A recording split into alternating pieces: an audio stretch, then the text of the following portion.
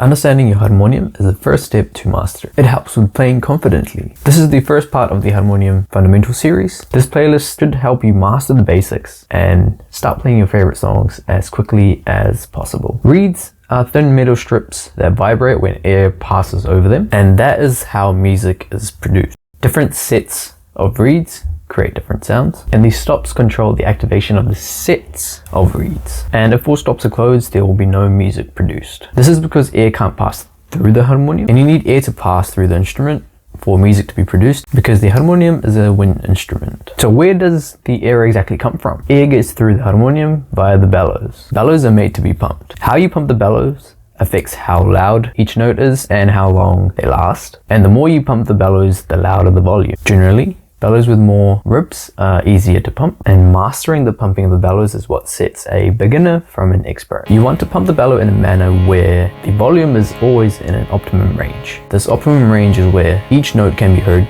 clearly. We will go over an exercise exactly for this right after this video. But for now, let's continue. Now let's look at the drone. Drones are stops, but a special kind. When these are open, they play a continuous note, which can be used as background music or used to tune other instruments. The special thing about drones is notes will play automatically without you having to press the key. Now let's look at the key. Pressing a key makes a specific note.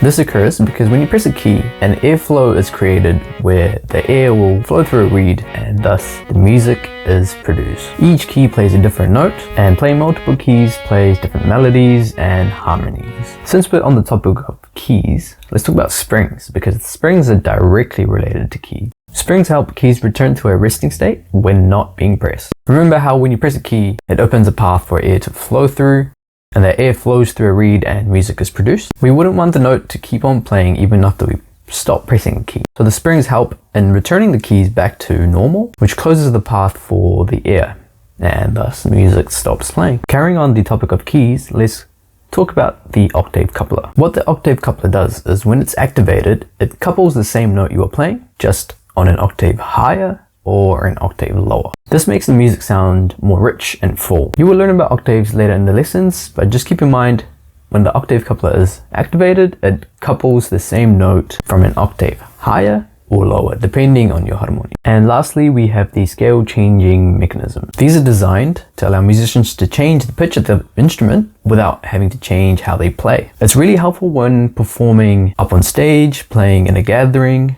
just performing anywhere, because you can switch to a different scale in seconds without having to waste time trying to figure out which keys to play. The next session is an exercise where we look at playing a key in an optimum range, utilizing the bellows.